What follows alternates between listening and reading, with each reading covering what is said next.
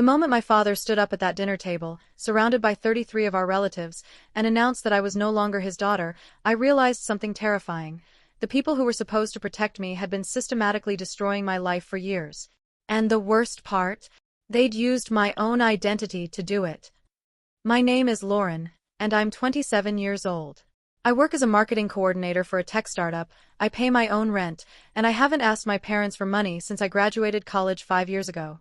So when my dad, Gerald, called to invite me to a special family gathering at their house, I thought maybe it was someone's birthday I'd forgotten about. I should have known something was wrong the moment I walked through the door. 33 people. Aunts, uncles, cousins I hadn't seen since childhood, even my grandmother Marion, who rarely left her retirement community. The dining room had been expanded with folding tables, creating this long banquet setup that looked almost theatrical. My mom, Diane, was buzzing around in her element. She always loved being the center of attention at family events. But nobody would look at me. My sister Mallory gave me this tight, uncomfortable smile and quickly looked away. My Aunt Janine started to approach me, then seemed to think better of it and retreated to the kitchen.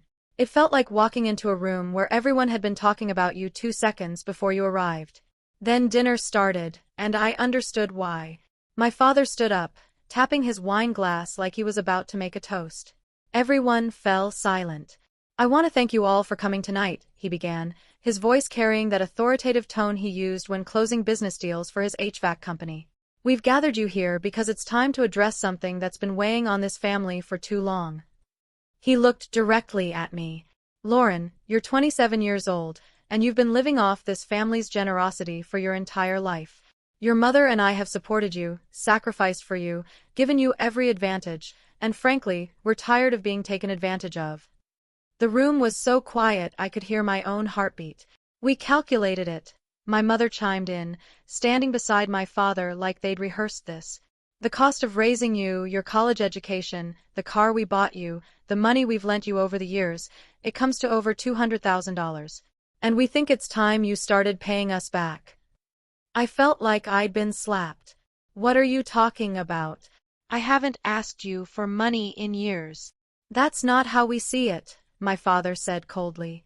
"And since you clearly don't appreciate what we've done for you, we've decided it's time to cut ties. Effective immediately, you are no longer part of this family." Then my mother did something I'll never forget. She walked over to the mantel where family photos had been displayed for decades, and she started taking them down. Every picture that included me, baby photos, graduation pictures, holiday snapshots, she removed them one by one and placed them in a cardboard box. "We're erasing you from our family history," she said. "Just like you've erased any gratitude or respect for what we've given you." I looked around the room at 33 faces. Not one person defended me. Not one person said this was insane.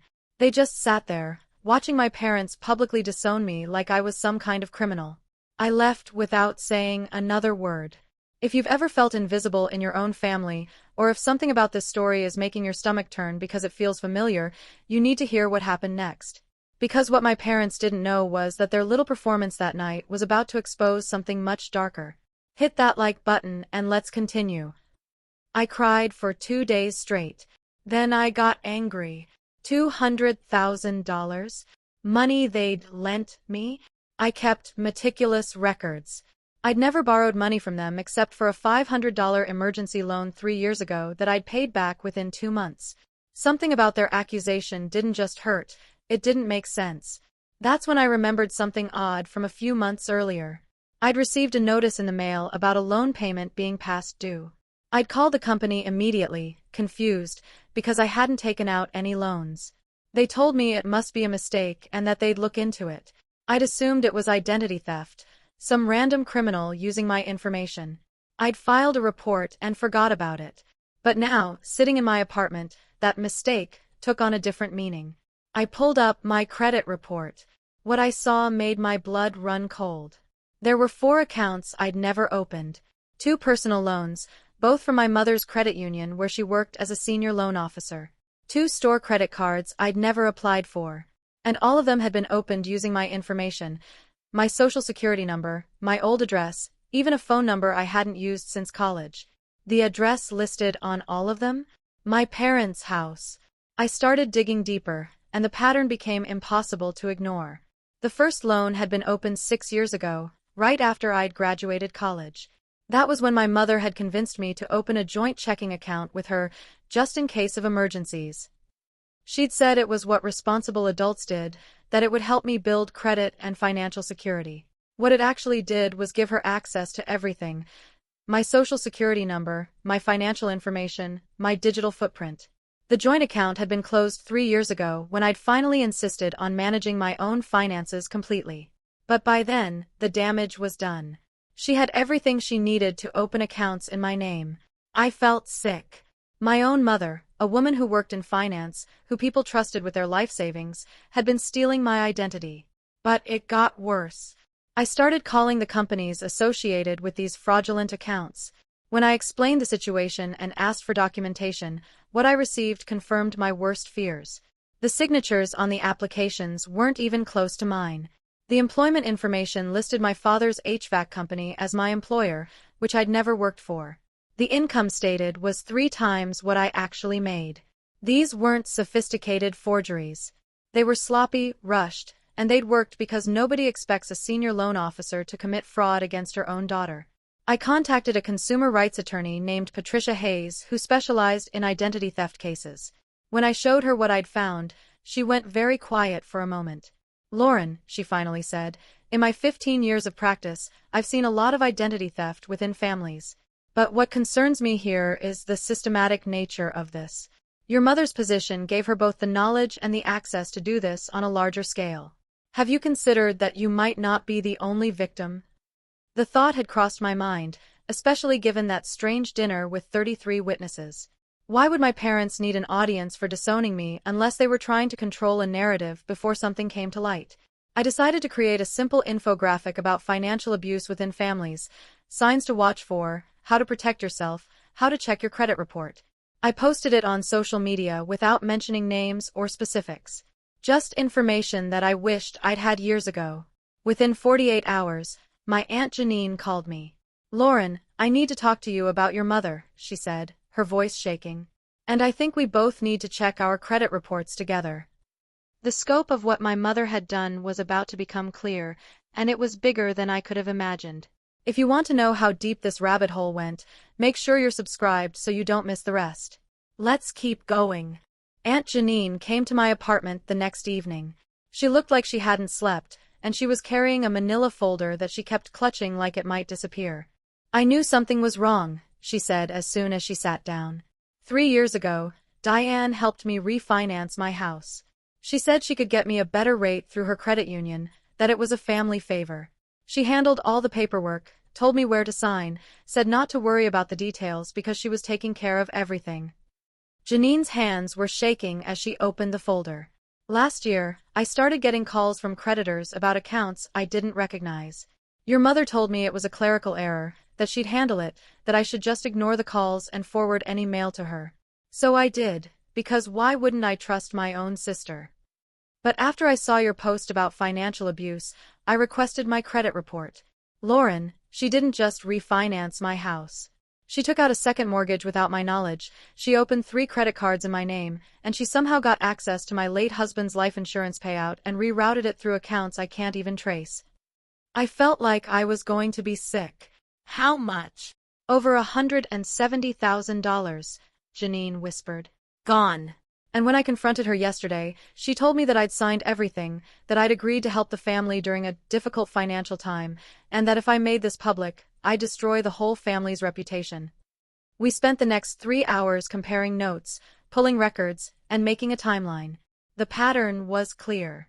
My mother would identify family members who either needed financial help or weren't financially sophisticated, offer to help them, have them sign documents they didn't fully understand, and then use their information to open additional accounts to cover other debts or expenses. Then my sister Mallory showed up. I hadn't invited her, but Janine had apparently called her after leaving my parents' house. Mallory looked scared.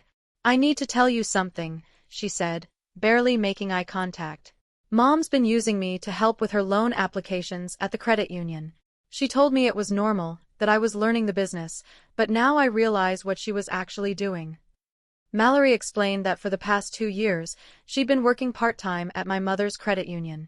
Our mother would have her process loan applications for family friends, applications that Mallory now realized were for relatives using information our mother had collected over years of managing family finances, hosting events, and being the person everyone trusted with their paperwork. She'd have me input the information, process the applications, and then she'd take over the file and tell me she'd handle the rest, Mallory said, tears streaming down her face. I thought I was helping. I thought I was learning. I didn't realize I was helping her commit fraud against our own family. The three of us sat there in my tiny apartment, surrounded by documents and credit reports, and we made a decision. We were going to expose everything. We filed official identity theft reports with the Federal Trade Commission. We contacted the state banking regulator to report suspected fraud by a credit union employee. We hired Patricia Hayes as our collective attorney. And we compiled every piece of evidence we could find: loan applications, credit reports, email exchanges, text messages where my mother had told people to ignore creditor calls. Then I did something that I knew would cause an explosion. I updated my social media post with more specific information about financial exploitation by financial professionals within families. I didn't name my mother, but I included enough details that anyone who knew our family would understand. The post went viral in our local community. Within 24 hours, 3 more relatives contacted me with similar stories. My mother's professional reputation started crumbling. And then my mother called me. "What do you think you're doing?" she hissed. Her voice was cold, controlled, the voice she used when she was truly furious but trying to maintain composure. "You're destroying this family over a misunderstanding. I helped people. I used my expertise to get family members access to loans they wouldn't have qualified for otherwise. I did them a favor." "You stole from us," I said. "You opened accounts in our names without permission, you forged signatures, you used your position of trust to commit fraud." "I protected this family from financial ruin," she shouted, the control breaking. "Do you know how much debt your father's company was in? Do you know how close we came to losing everything? I did what I had to do to keep this family afloat, and now you want to destroy me for it? After everything I've sacrificed." "You don't get to steal from people and call it sacrifice," I said. "And that dinner, with 33 witnesses, where you accused me of being a financial parasite, that was what exactly? A preemptive strike? Discredit me before I could expose you." The silence on the other end told me I was right. "Fix this," she finally said. "Delete your posts. Tell the regulators you made a mistake. Make this go away, and we can work something out. Refuse, and I'll make sure everyone knows what a vindictive, ungrateful child you've always been." I hung up on her.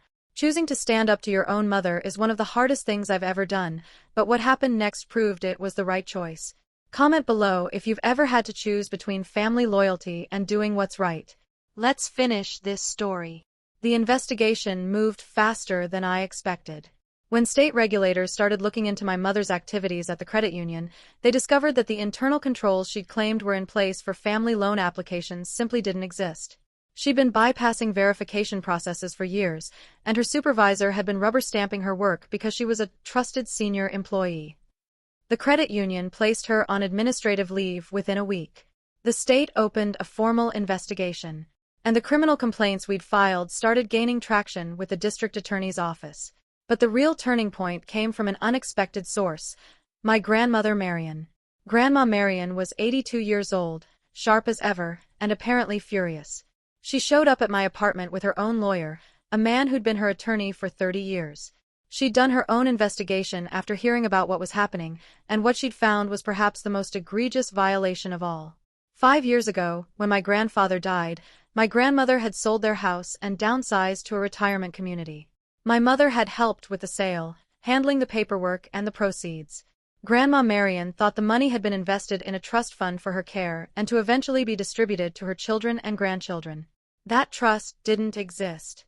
My mother had taken the $280,000 from the house sale and funneled it through various accounts to cover her and my father's business debts, personal loans, and the credit card bills they'd racked up maintaining the appearance of a successful, affluent family. "She stole my husband's legacy," Grandma Marion said, her voice steady but her eyes blazing with anger. "She stole from her own children's future.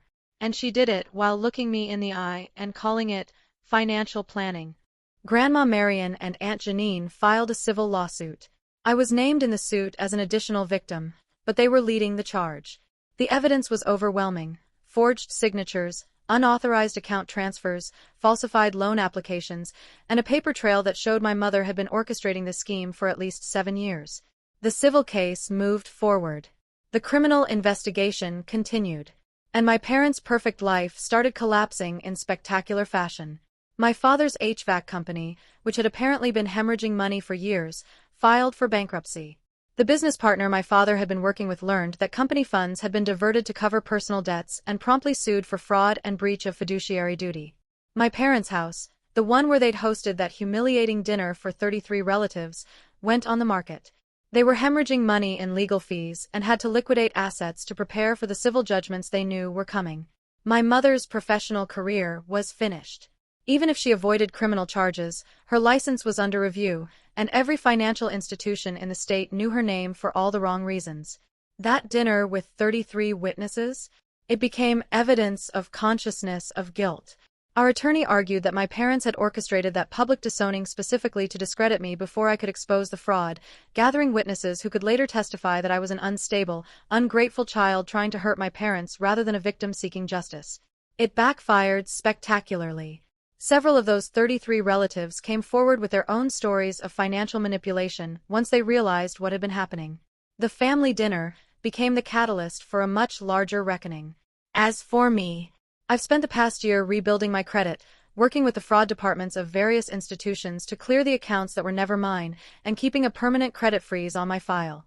I've advanced in my career, and I've built a website dedicated to educating people about financial abuse within families, a resource I wish I'd had years ago. My relationship with my parents is non-existent. My mother sent me one email after the civil judgment was finalized, a long rambling message about how I'd destroyed the family, how I'd turned everyone against her, how I'd never understand the sacrifices she made. I didn't respond. My sister Mallory and I are slowly rebuilding our relationship. She's in therapy, processing her role in what happened and learning to set boundaries. Aunt Janine has become one of my closest confidants, someone who understands the specific betrayal of family financial abuse. And Grandma Marian? She told me she was proud of me for refusing to be silent, for turning on the lights and letting everyone see what had been hiding in the shadows. That dinner where my father announced I was no longer part of the family was supposed to be my ending. They thought they could erase me, discredit me, and continue operating in the shadows. Instead, it was their ending. Because here's what I learned. Family loyalty shouldn't mean accepting abuse. Love shouldn't cost you your financial security or your dignity. And sometimes, the bravest thing you can do is refuse to be collateral damage for someone else's crimes, even when that someone is your own mother. If you've experienced financial abuse or identity theft within your family, please check your credit report. File the police reports. Document everything. And remember, you're not destroying the family by exposing the truth. They destroyed it themselves the moment they chose to exploit your trust. If this story resonated with you, please share it. Someone in your life might need to hear it. Subscribe for more stories about standing up for yourself even when it costs everything, and comment below with your